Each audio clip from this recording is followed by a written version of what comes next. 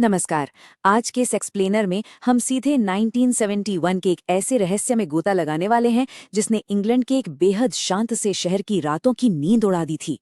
सच कहूं तो आधी सदी बीत जाने के बाद भी ये कहानी लोगों के रोंगटे खड़े कर देती है। विज्ञान और अनसुलझी पहेलियों के बीच फंसी ये एक ऐसी घटना है जो आपको सोचने पर मजबूर कर देगी। तो चलिए बिना किसी देरी के शुरू करते हैं। जरा सोचिए, क्या कभी मिट्टी में दबे हुए दो छोटे छोटे पत्थर पूरे देश में खौफ का माहौल बना सकते हैं? सुनने में अजीब लगता है ना? लेकिन यही सवाल हमें उस घटना की ओर ले जाता है जहां बचपन का एक साधारण सा खेल दुनिया की सबसे खौफनाक पैरानॉर्मल मिस्ट्रीज में से एक बन गया। आखिर उन पत्थरों में ऐसा क्या था जिसने एक आम परिवार की जिंदगी पलट कर रख दी? आइए इस रहस्य की परतों को एक एक करके खोलते हैं।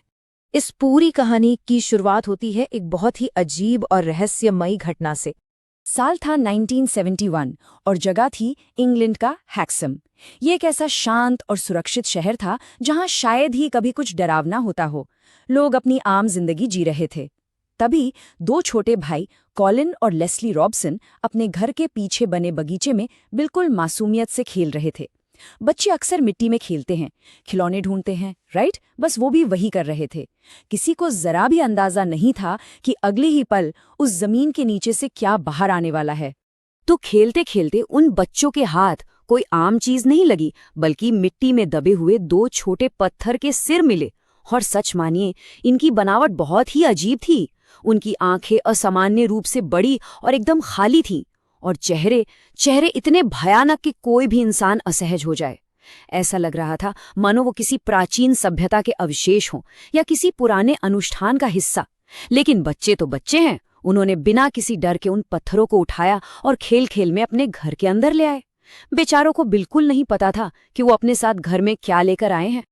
और बस उन पत्थरों के घर के अंदर आते ही हालात तेजी से बिगड़ने लगे। रॉबसन परिवार की जिंदगी जैसे रातों रात पलट गई। जो घर पहले एकदम शांत हुआ करता था, वहां अचानक अजीबोगरीब घटनाएं होने लगीं। रात के सन्नाटे में घर के अंदर से अजीब सी आवाजें आना, दरवाजों का अपने आप खुलना और जोर से बंद होना, घर के पालतू जानवर बिना किसी वजह के डरने लगे, मानो वो किसी ऐसी चीज को देख रहे हों जो इंसानों को दिखाई नहीं दे रही। लेकिन डर की सारी हदें तो तब पार हो गई जब परिवार की बेटी ने रात के अंधेरे में एक आकृति देखने का दावा किया, जो आधी इंसान और आधी भेड़िए जैसी थी। खाली कमरों में भारी कदमों की आहटें सुनाई देने लगीं। जाहिर है इस सब ने पूरे परिवार को भयंकर दहशत में डाल दिया। अब जाहिर सी बात है, जब घटनाएं इस हद तक बढ़ जाएं, तो बाहर के लोग भी इसमें शामिल होंगे। यहीं से शुरू होती है शाप और वेयरवुल्फ की थ्योरी। पैरानॉर्मल शोधकर्ताओं ने इस मामले में कदम रखा और एक बेहद चौंकाने वाला दावा किया। उन्होंने कहा कि ये कोई मामूली पत्थर नहीं है, बल्कि प्राचीन सेल्टिक कलाकृतियां हैं।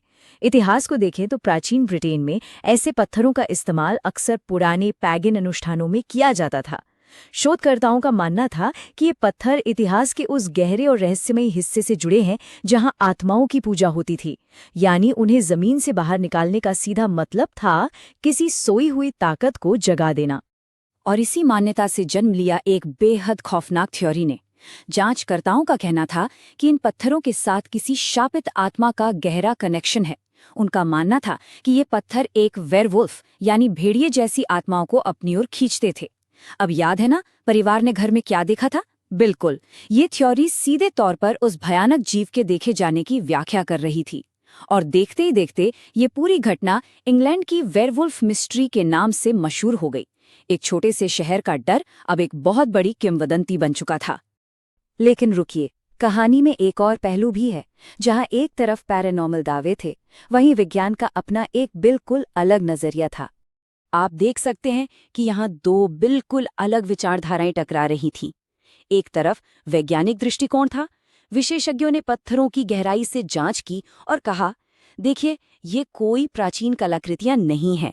उनके हिसाब से ये हाल ही में बनाई गई आधुनिक नक्काशी थीं। शायद किसी लोकल आर्टिस्ट ने या खुद बच्चों के किसी पड़ोसी ने इन्हें हाल ही में बनाया हो। लेकिन दूसरी तरफ पैरानॉर्मल जांचकर्ता टस से मस नहीं हुए। उनका सीधा इशारा उन घटनाओं की टाइमलाइन और परिवार की गवाही की ओर था कि आखिर पत्थरों के आते ही ये खौफनाक सिलसिला क्यों शुरू हुआ। इसी तीखी बहस के बीच पैरानॉर्मल एक्सपर्ट्स ने एक ऐसा सवाल दागा जिसे विज्ञान के लिए भी नजरअंदाज करना मुश्किल था। उन्होंने पूछा, अगर ये सिर्फ आम पत्थर थे तो इनके घर में आते ही इतने सारे अजीबोगरीब हादसे क्यों होने लगे?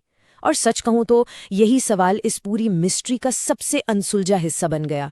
महज दो पत्थरों का मिलना और अकल्पनीय घटनाओं का शुरू होना, क्या ये सिर्फ एक इत्तेफाक हो सकता है? इस सवाल का जवाब किसी के पास नहीं था, लेकिन इस कहानी का सबसे बड़ा और चौंकाने वाला मोड़ तो अभी बाकी था। अगर हम इन घटनाओं की टाइमलाइन को देखें तो ये किसी हॉरर फिल्म से कम नहीं लगती। 1971 में बगीचे में हुई एक मासूम सी खोज, उसके कुछ ही दिनों के भीतर घर में दिल दहला देने वाली घटनाओं का शुरू होना, फिर कुछ महीनों बाद वैज्ञानिक जांच का बैठना, और फिर सबसे बड़ा ट्विस्ट, सालों बाद जब इन पत्थरों को एक शोधकर्ता के पास सुरक्षित रखा गया था तो वो अचानक गायब हो गए। जी हाँ, रहस्यमयी तरीके से गायब। सारा का साला भौतिक सबूत ही रातों रात हवा हो गया। सबूतों के इस तरह गायब होने से ये गुत्थी सुलझने के बजाय और उलझ गई। कई ऐसे सवाल खड़े हुए जो आज भी अनसुलझे हैं।